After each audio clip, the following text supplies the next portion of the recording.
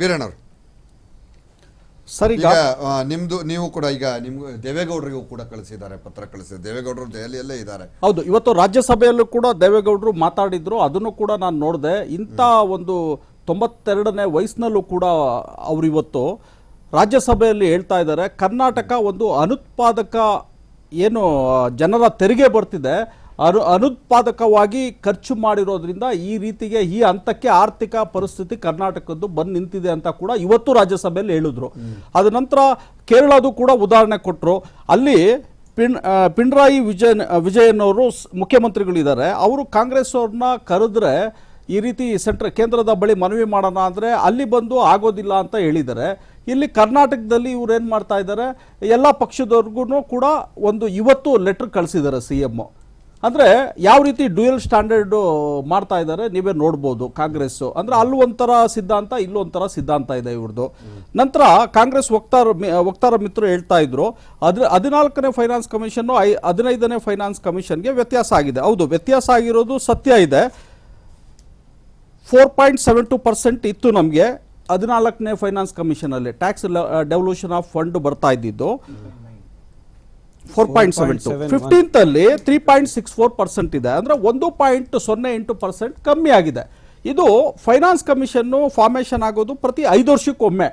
ಆದ್ರೆ ಅದರ ಮಾನದಂಡಗಳು ಪ್ರತಿ 5 ವರ್ಷಕ್ಕೊಮ್ಮೆ ಬದಲಾವಣೆ ಆಗ್ತಾ ಇರುತ್ತೆ.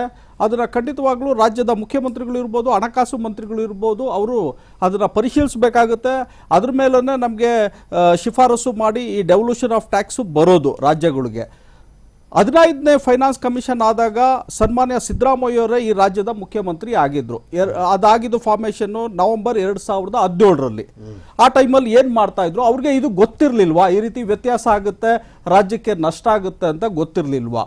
ನಂತರ ಈಗ 8-9 ತಿಂಗಳಾಗಿದೆ ಈ ಸರ್ಕಾರ ಬಂದು, ಇದುವರೆಗೂ ಯಾವುದೇ ಒಂದು ಅಭಿವೃದ್ಧಿ ಕೆಲಸ ಮಾಡಿಲ್ಲ. ಇವತ್ತು ಆಡಳಿತದಲ್ಲಿ ವೈಫಲ್ಯತೆ ಕಂಡಿದ್ದಾರೆ. ಜನರ ಗಮನ ಬೇರೆ ಕಡೆ ಸೆಳಿಬೇಕು. ಮತ್ತೆ ಯಾವುದೇ ಶಾಸಕರಿಗೆ, ಸಚಿವರುಗಳಿಗೆ ಒಂದು ಅಭಿವೃದ್ಧಿ ಕೆಲಸಗಳಿಗೆ ಇವರು ಕೊಡ್ಲಿಕ್ಕೆ ಹಣ ಇಲ್ಲ ಸರ್ಕಾರದಲ್ಲಿ. ಈ ರೀತಿ ಆಗಿ ಒಂಥರ ಎಲ್ಲರನ್ನೂ ಕೂಡ ಇದು ಮಾಡಿಕೊಂಡು ಇವತ್ತು ಜಾತ್ರೆ ಮಾಡೋದಕ್ಕೆ ಜಂತರ್ ಮಂತರ್ಗೆ ಹೋಗಿದ್ದಾರೆ. ಜನರ ತೆರಿಗೆ ಹಣದಿಂದ ಜಂತರ್ ಮಂತರ್ ದೆಹಲಿನಲ್ಲಿ ಜಾತ್ರೆ ಮಾಡಲಿಕ್ಕೆ ಹೊರಟಿದ್ದಾರೆ. ಇದರಿಂದ ಏನು ಪ್ರಯೋಜನ ಇಲ್ಲ. ಏನು ಪ್ರಯೋಜನ ಆಗುತ್ತೆ? ಇದು ಈಗಾಗಲೇ 16ನೇ ಫೈನಾನ್ಸ್ ಕಮಿಷನ್ ಕೂಡ ಫಾರ್ಮೇಶನ್ ಆಗಿದೆ ಡಿಸೆಂಬರ್ 31, 2023. ಈಗಲಾದ್ರೂ ಎಚ್ಚೆತ್ಕೊಂಡು ಆಗಿರೋ ನಷ್ಟನ ಈ 16ನೇ ಫೈನಾನ್ಸ್ ಕಮಿಷನ್ ಅಲ್ಲಿ ಆದ್ರೂ ತಗೊಳ್ಳೋ ರೀತಿ ಶಿಫಾರಸುಗಳು ಮಾಡೋದು, ಇಲ್ಲ ಬೇಡಿಕೆ ಇಡೋದು, ಇಲ್ಲ ಆಗಿರೋ ನಷ್ಟನ ಗಮನ ಸೆಳೆಯೋದು, ಅದನ್ನ ಮಾಡೋದು ಬಿಟ್ಟು ಈ ರೀತಿ ಹೋಗಿ ಬೀದಿನಲ್ಲಿ ಪ್ರತಿಭಟಿಸಿದ್ರೆ ಯಾವುದೇ ರೀತಿ ಅನುಕೂಲ ನಮ್ಗೆ ಆಗೋದಿಲ್ಲ. ಕೇಂದ್ರದ ಜೊತೆ ಒಂದು ಒಳ್ಳೆಯ ಸಮನ್ವಯತೆ ಸಾಧಿಸಬೇಕು, ಬರೋ ಅಂಥದ್ನ ಪಡ್ಕೋಬೇಕು. ಈ ರೀತಿ ಇದೆ. ಆಮೇಲೆ ಇನ್ನೊಂದು ಸೆಸ್ ಬಗ್ಗೆ ಹೇಳ್ತಾ ಇದ್ದಾರೆ, ಅದಕ್ಕೊಂದು ಉದಾಹರಣೆ ಕೊಡ್ತೀನಿ. ನಾನು BBMPಯ ನಿವಾಸಿ. ಈಗ BBMPಯಲ್ಲಿ ಪ್ರಾಪರ್ಟಿ ಟ್ಯಾಕ್ಸ್ ಕಲೆಕ್ಟ್ ಮಾಡ್ತಾರೆ. ಇಲ್ಲಿ ಟ್ಯಾಕ್ಸ್ ಅಲ್ಲೂ ಕೂಡ 2 ಸೆಸ್ ಹಾಕ್ತಾರೆ. ನೋಡಿ, ನಾನೊಂದು ಟ್ಯಾಕ್ಸ್ ಕಟ್ಟಿರೋದಕ್ಕೆ ಹೇಳ್ತೀನಿ. ಆಸ್ತಿ ತೆರಿಗೆ 6,343 ರೂಪಾಯಿ 80 ಪೈಸಾ. ಸೆಸ್ ಅಂದ್ರೆ ಕನ್ನಡದಲ್ಲಿ ಉಪಕರ 1,649 ರೂಪಾಯಿ 0.39 ಪೈಸಾ. ಅದಲ್ಲದೆ ಇನ್ನೊಂದು ಸೆಸ್ ಹಾಕಿದ್ದಾರೆ, SWM ಸೆಸ್ ಅಂದ್ರೆ ಸಾಲಿಡ್ ವೇಸ್ಟ್ ಮ್ಯಾನೇಜ್ಮೆಂಟ್ ಸೆಸ್, ಘನತ್ಯಾಜ್ಯ ನಿರ್ವಹಣೆ ಮಾಡ್ತಾರಲ್ಲ ಅದರದ್ದು ಒಂದು ಸೆಸ್ ಹಾಕಿದ್ದಾರೆ 360 ರೂಪಾಯಿ. ಇದು ನಮ್ಮ ರಾಜ್ಯದ್ದು. ಅಂದ್ರೆ ಏನು ಆ ಮೂಲಕ ಕಲೆಕ್ಟ್ ಮಾಡ್ತಾರೆ ಅದನ್ನ ಆ ಪ್ರಾಜೆಕ್ಟ್ಗಳಿಗೆ ಉಪಯೋಗಿಸ್ತಾರೆ. ಕೇಂದ್ರದ್ದು ಅದೇ ರೀತಿ ಸೆಸ್ ಏನ್ ಕಲೆಕ್ಟ್ ಮಾಡ್ತಾರೆ ಅದನ್ನ ರಾಜ್ಯಕ್ಕೆ ಕೊಡೋದಿಲ್ಲ, ಪೆಟ್ರೋಲ್ ಡೀಸೆಲ್ ರಾಜ್ಯಕ್ಕೆ ಕೊಡೋದಿಲ್ಲ. ಮಧ್ಯದಲ್ಲಿ ಮಾತಾಡ್ಬೋದು.